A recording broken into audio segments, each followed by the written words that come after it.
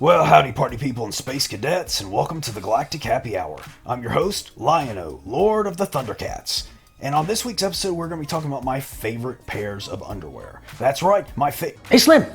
Over here! Slimbo! Slim Jim! Over here, man! Oh wow, it's Rob from Terror Synth High. I've been really wanting to talk to him. I like that guy. Yeah, look, bud, you know you're not fooling anybody, right? Everybody knows that you're not Lion-O, Lord of the Thundercats. I hate that guy. I mean, look, man, you are clearly a drunken goblin that is dripping with goo. I know a drunken goblin dripping in goo when I see one. You stink. I can smell that body oil from here. Ugh. Wait, is that Shipwreck's cologne? I learned it from watching you, Dad.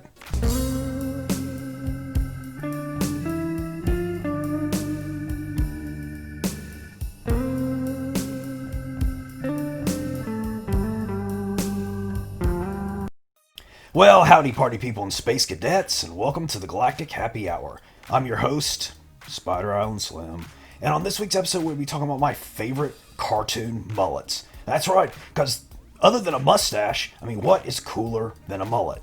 And you gotta understand, especially when you grew up in the 80s, the mullets actually started out very cool, very edgy, very counterculture. And it really wasn't until the 90s when Billy Ray Cyrus and kind of the country music took it over and the mullet became known as kind of a redneck sort of thing. But no, in the 80s and early 90s, I mean, there was hockey and soccer and just all kinds of cool people, comic book characters were rocking mullets. So let's talk about my favorite cartoon mullets. And number 5 on the list is Captain Planet from Captain Planet and the Planeteers. Now, I'll be honest, this isn't a show I really got into, not a character I really like that much. I'll explain that later. But Captain Planet was voiced by David Coburn, who also voiced Donnie Wahlberg in the New Kids on the Block cartoon. Found that odd. Why didn't Donnie Wahlberg voice himself? I guess the New Kids were just too busy at that time to deal with cartoon funny business. And Captain Planet first appeared on the pilot episode of Captain Planet of the Planeteers, A Hero for Earth, which was about a bunch of kids who used magical rings given them by Whoopi Goldberg to summon a shoeless hero. And yeah, I remember that very well because I did see the pilot, and I always thought it was really weird that in that first episode, Captain Planet had no shoes. But it kind of makes sense, I guess, because he is kind of a super hippie, so he wouldn't wear shoes. But then in subsequent episodes, I remember they added some red boots, so I wonder if other people were weirded out about him flying around shoeless. Anyway, the rings did cool stuff like shoot fire and make earthquakes and all except for that poor kid that had the heart ring. Talk about a ripoff. Now, yeah, I didn't really get into this one, but I did like that bad girl with the hair covering the one side of her face, and I would watch it occasionally when there was nothing else on. But why is it on the list if I wasn't a big fan of it? He had a green mullet. I mean, what's cooler than a green mullet on a superhero? I mean, that deserves credit and being on this list right there.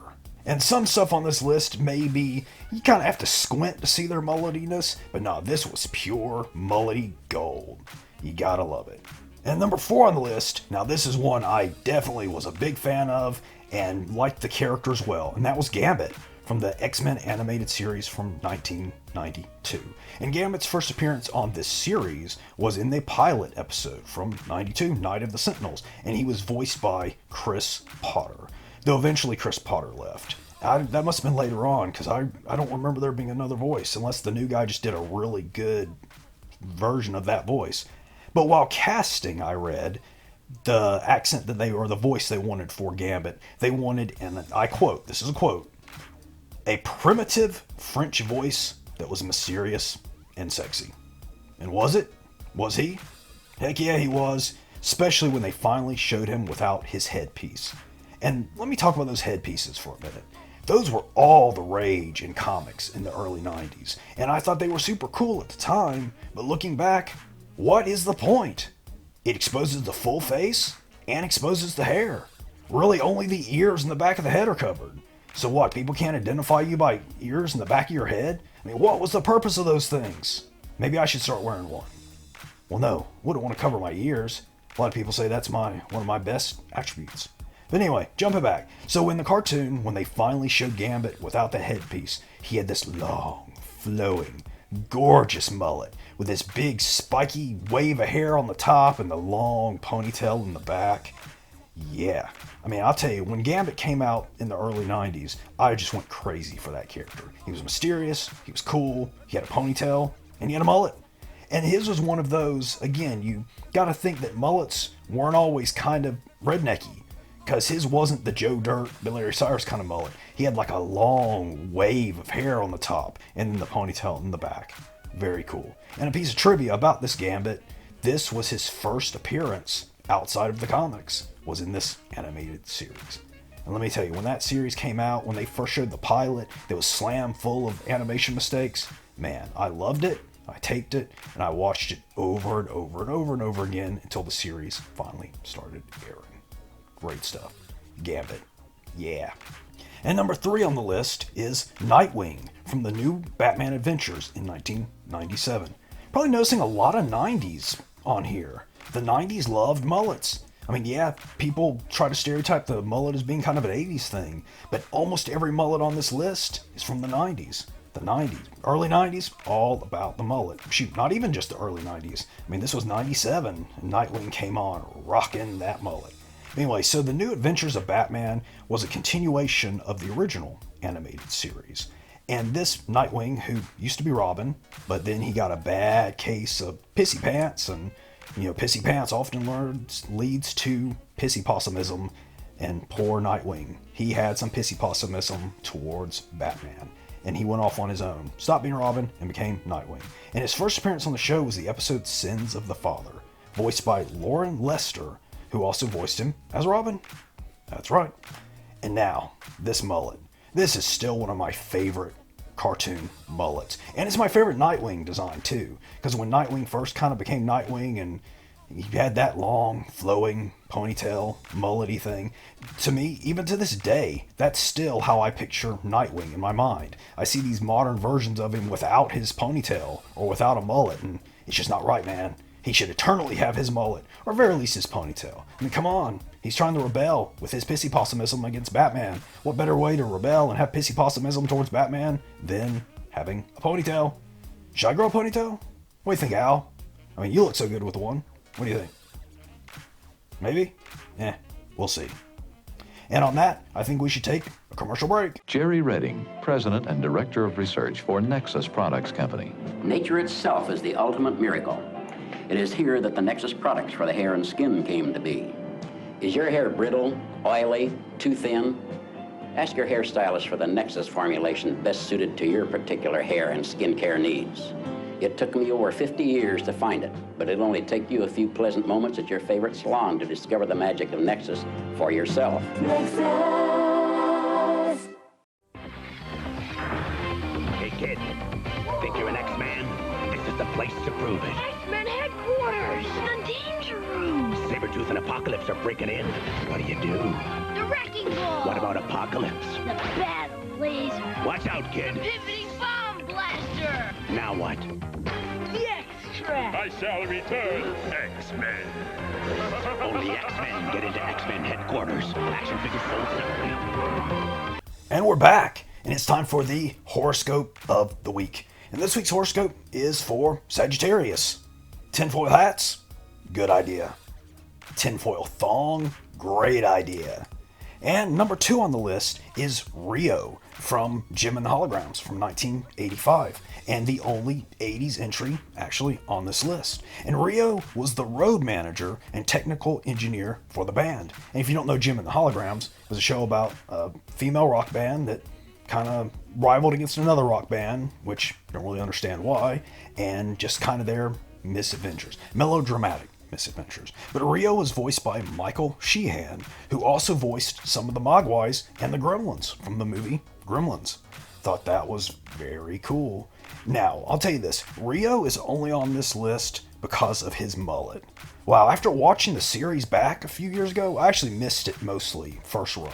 But when I watched it in its entirety several years back on the Hub, which I think that channel's gone now, he was a jerk, he was abusive, he was an open cheater, and a liar. I mean, he was such a weird, dysfunctional character, especially to be the lead male on the show. I mean, he was openly cheating on Jerica, Because if you don't know the show, basically had this girl named Jerrica, who she had a secret identity as Jim, who was a rock star. Rio had no idea that Jim and Jerrica were the same person, and he was supposed to be Jerrica's boyfriend, yet he kept running off and tomcatting with Jim, and no one even really said anything about it. It was very, very strange, but the show holds up really well, really dark and just kind of, dramatic for a kid's show, especially back at that time. But I'll tell you though, I didn't feel terribly bad for Jim, because she was kind of a jerk too. Like the first time she met the Misfits, who was the bad girl band, she called them trash. For like no reason at all. They'd never met before, she just saw what they looked like. Talk about judgy McJudgy. But anyway, yeah, I think Kimber was my favorite character, and well, favorite of the holograms. What was it talking about? Oh yeah, Rio. Yeah, Rio had him a nice looking kind of purplish mullet. He was a great design for a character.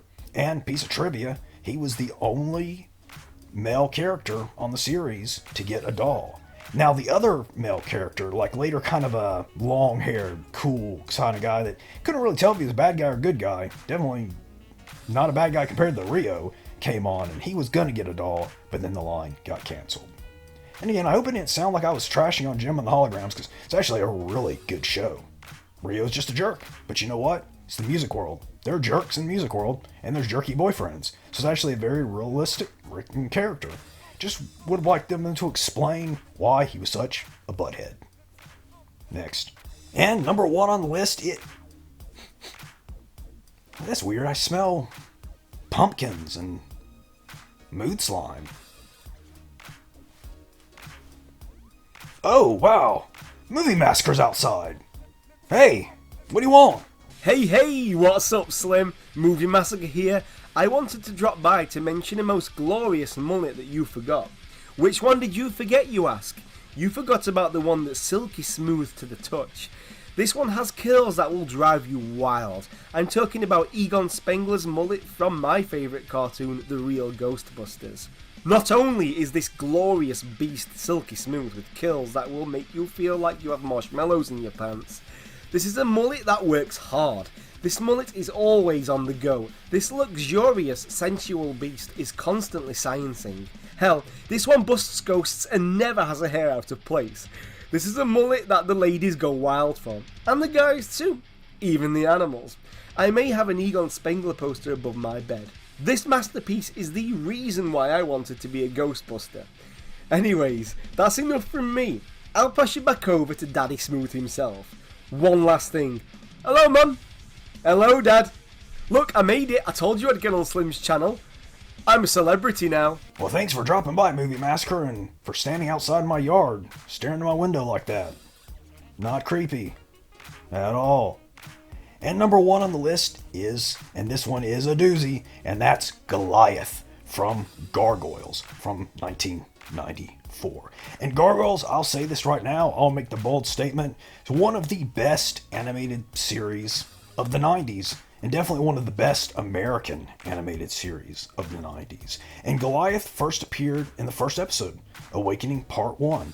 And Gargoyles, that was just a great show, basically about a bunch of gargoyles from medieval times that were frozen in stone and then awoke in modern times. And Goliath was voiced by Keith David, who you should all know from The Thing.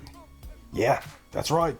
One of the last 2 survivors, spoiler alert, from The Thing, Keith David, who often get confused with David Keith, who's also another fine actor. But Gargoyles was such a good show.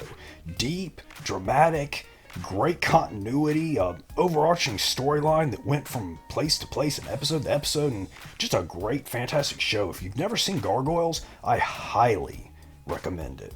Now, speaking of the voice cast and Keith David, not David Keith, there was a great Star Trek-y cast. It had appearances from Jonathan Frakes, who was the main bad guy, one of the main bad guys, Deanna Troi, Michael Dorn, the host of Reading Rainbow.